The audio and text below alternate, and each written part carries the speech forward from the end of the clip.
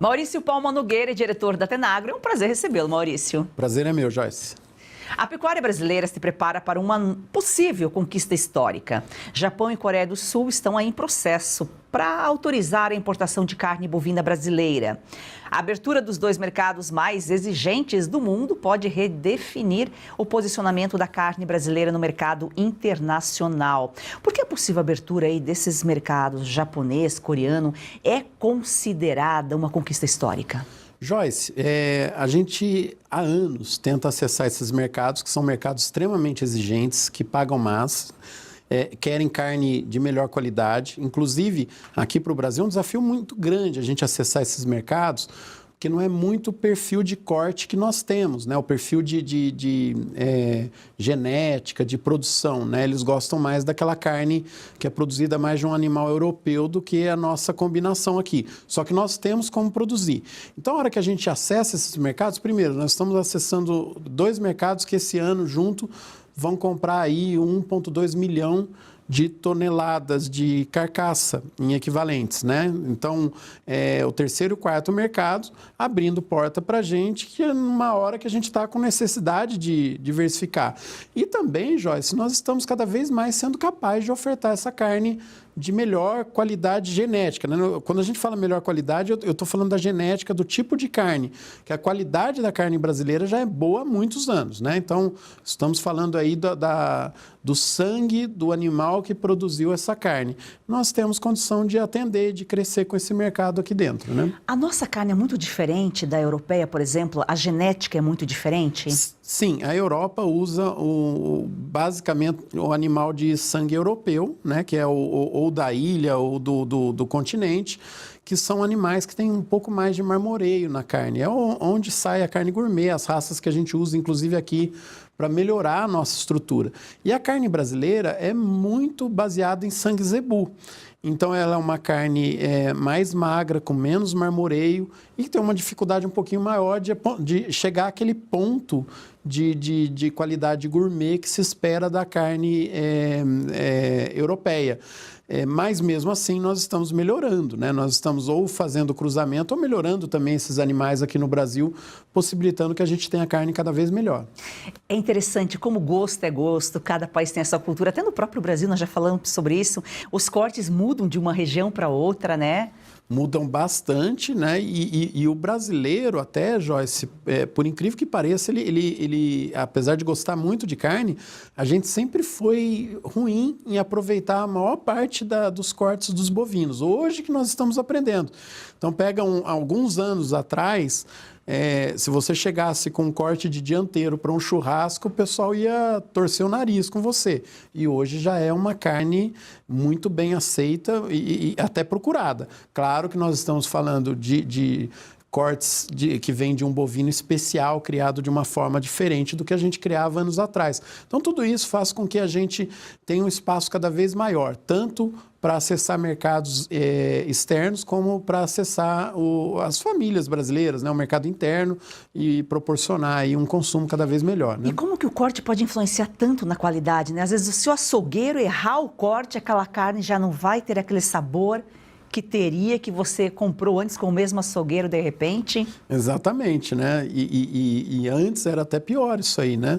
Então você fazia todo um esforço na fazenda, nos frigoríficos, para chegar com uma carne e alguém estragava ela, ou na hora de cortar, ou na hora de fazer, né?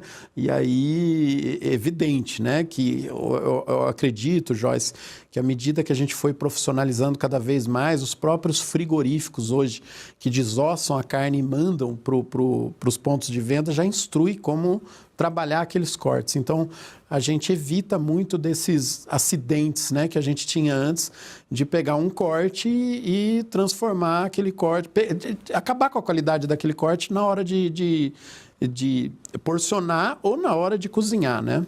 Voltando para o Japão e Coreia, esses países eles são conhecidos pela alta exigência em padrões sanitários e de qualidade. Então, o que o Brasil precisa aí para atender essas exigências? Está na genética? Também na genética, eu acredito até, Joyce, que o nosso maior... nós fizemos até um estudo na época que se discutia a retirada da vacina de febre aftosa. A maior barreira que a gente tem para acessar esses mercados, evidente, era a questão também sanitária, né? Mas é também quais são as raças envolvidas na nossa produção, que tipo de carne que nós estamos entregando. Então, a exigência deles vai tanto do ponto de vista sanitário, como do ponto de vista do que eles querem com o produto, né? Então, nós, acessando esse mercado, nós vamos melhorar muito a nossa base da pecuária aqui, que já está num processo de evolução fantástico. Então, acredito que é um salto aí que nós temos pela frente, com perspectivas muito boas, né? Da gente ter um portfólio maior ainda do que a gente manda para fora do Brasil. É uma oportunidade, se conseguirmos atender aqueles mercados exigentes, o consumidor interno também ganha, né? Sempre que a gente exporta mais, o interno também ganha, o consumidor ganha. Sempre, Joyce, sempre. E eu sempre estou parafraseando uma frase do presidente da BPA, do Ricardo Santin, que ele falou que as exportações brasileiras subsidiam as prateleiras. Então, a hora que a gente melhora no nosso desenvolvimento de mercado externo, o consumidor brasileiro ganha muito. E isso é até um pouco contraintuitivo, mas é verdade. Vale para suíno, frango e bovino e todos os outros produtos que a gente tem. Quanto melhor a gente ficar, mais o consumidor brasileiro vai ganhar com isso. É porque a gente tem mais opção de produto, né? Preço. Entre 2020 e 2025, a produção de carne aumentou em mais de 30%. Brasil, ou seja, isso comprova que o Brasil consegue suprir, inclusive, a demanda para esses dois países. Conseguimos sim, inclusive, mesmo com esse aumento de produtividade, Joyce, fantástico, né? Se a gente medir qualquer período, né? 30 anos, 20 anos, 10 anos, 5 anos, a gente fala de ganhos espetaculares em produtividade, em aumento de produção, com o rebanho aumentando um pouco menos e a área de pastagem caindo. E a hora que a gente projeta em cima das melhores fazendas, Joyce, a nossa capacidade de produção é gigantesca. Então, quanto mais mercado a gente abrir, mais o Brasil vai se desenvolver. E todo mundo ganha com isso, né? Então, ganha a proteção ambiental, a economia e o consumidor interno.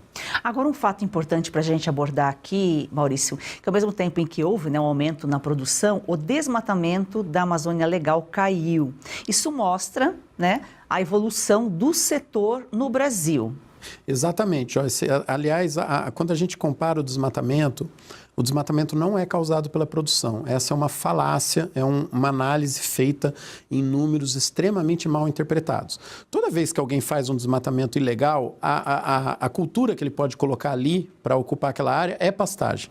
Mas isso não quer dizer que a pastagem que está forçando aquele desmatamento. É outro interesse. Então, é um erro do ambientalismo, Joyce, tentar controlar o desmatamento através do controle da pecuária. Inclusive, não tem lógica. O Estado não é capaz de controlar uma área sendo desmatada. A proposta do pessoal é fazer o controle através do boi. Não tem sentido, né? Não tem sentido nenhum.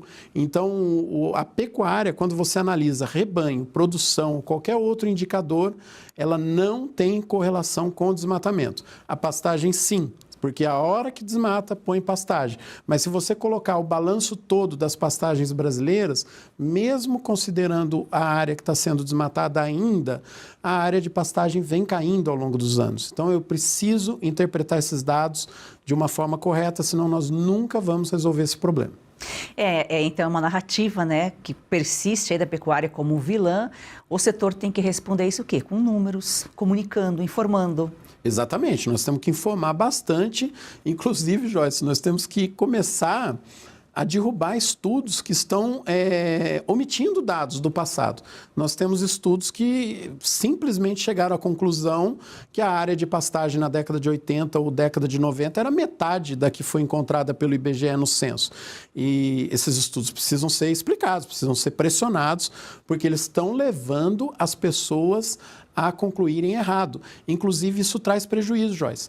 Nós estamos falando há algum tempo, desde 2024, que o mercado está negligenciando o aumento no pacote tecnológico da pecuária. Isso induziu muita gente ao erro, ao prejuízo, ao investimento em momento errado, e é explicado aí pela excesso de dados equivocados que estão sendo transformados em estudos. Ou seja, né, estudos criados, forjados, né, equivocados de forma proposital. E a gente sabe que as práticas sustentáveis, né, fazem parte da rotina da pecuária brasileira, porque o produtor, o pecuarista, ele precisa estar, ele é um aliado do meio ambiente. Joyce, sempre foi, né? E é outra coisa engraçada isso, o pessoal colocar que o pecuarista, que o produtor não tem essa visão protecionista. Eu cresci em fazenda, depois fui fazer agronomia. Desde a minha infância até os estudos ou qualquer livro que eu já tenha lido, eu nunca encontrei uma visão que não fosse protecionista. Eu aprendi quando criança que a gente tinha que preservar nascente, preservar mato. O produtor desmatou, claro, para produzir você tem que tirar a floresta, mas isso não é desmatar por desmatar, é por um objetivo. E sempre a pecuária e a agricultura brasileira teve uma visão preservacionista. Tanto é, Joyce, que nós aprendemos aqui no Brasil a criar uma forma, um sistema de produção que melhora a qualidade do solo. Isso é diferente do mundo inteiro. Aqui no Brasil a gente melhora. Porque se a gente não fizer isso, nós vamos tomar prejuízo, porque o ambiente tropical ele é muito severo com empobrecimento de solo, excesso de chuva, temperatura, tudo mais, né? Então, ou a gente trata melhor o solo, ou nós vamos perder dinheiro ao longo do tempo. Isso forçou o brasileiro a ter, hoje, a produção mais conservacionista do mundo. E mesmo aqui, mesmo assim, a gente ainda tem muito que melhorar. E é justamente essa união aí entre produtividade e sustentabilidade, um dos fatores da pecuária, né, brasileira ter chamado a atenção no Japão, da Coreia do Sul. Demorou, mas chegou, né? Com certeza, né? Então, nós temos todo um fator combinante aí no mundo todo, né? O Brasil sendo capaz de produzir.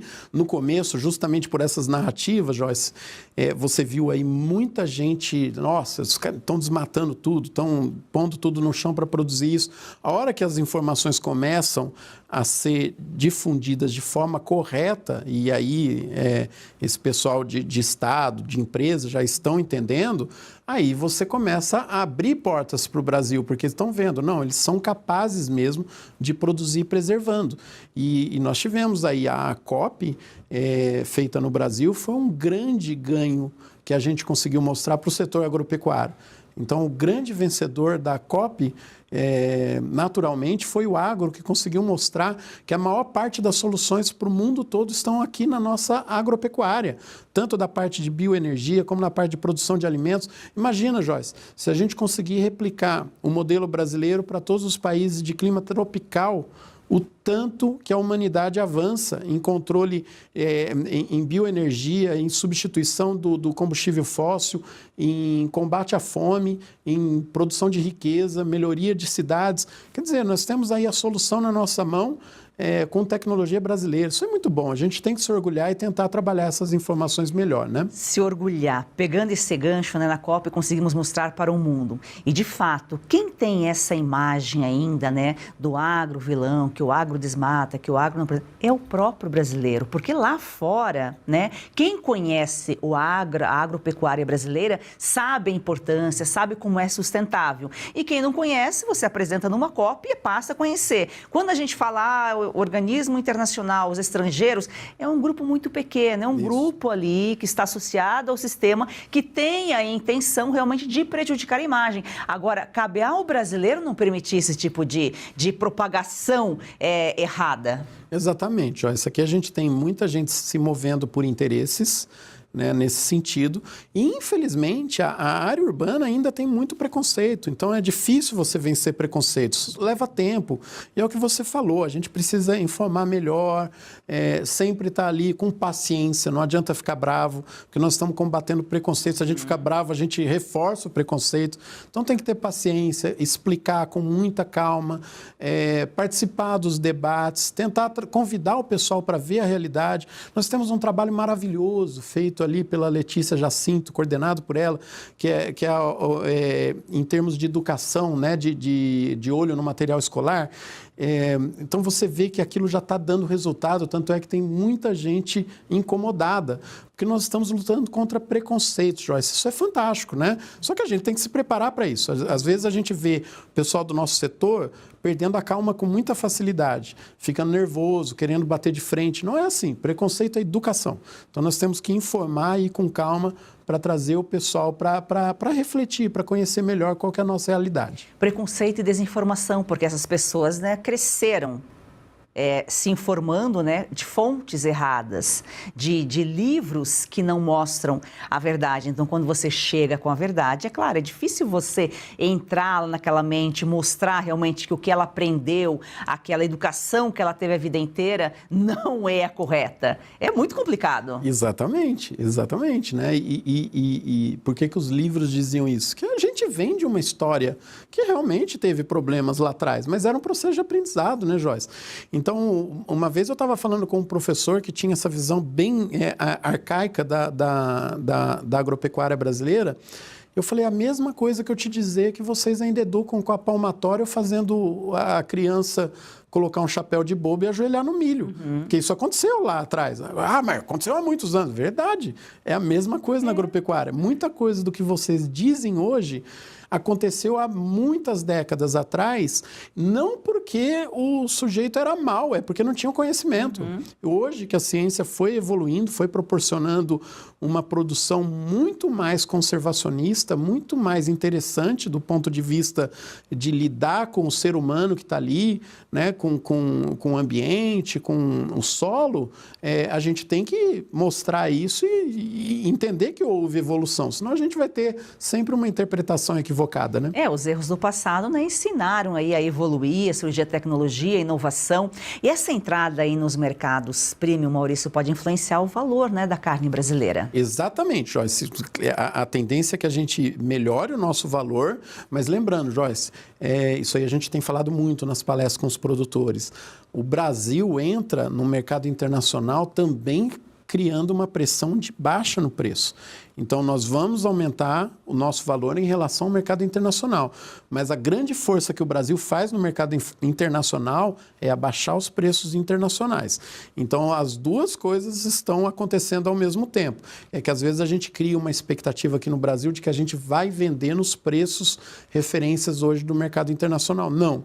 Nós vamos encontrar um meio termo ali. E, claro, quem vai dizer que ponto que vai ser esse? É oferta e demanda. Então, por isso que a gente tem que sempre ser muito bom em negociação para a gente conseguir valorizar o quanto mais a nossa carne lá fora, para que a gente possa estimular o produtor aqui dentro para continuar dando esses saltos que nós estamos dando.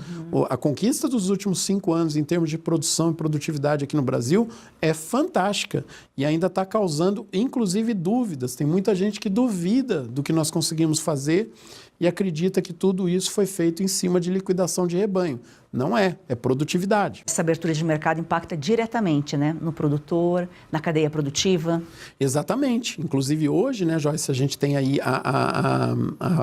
o mercado externo tem um peso muito maior na precificação do boi do que tinha anos anteriores. A gente até fez um levantamento recente aí para os clientes.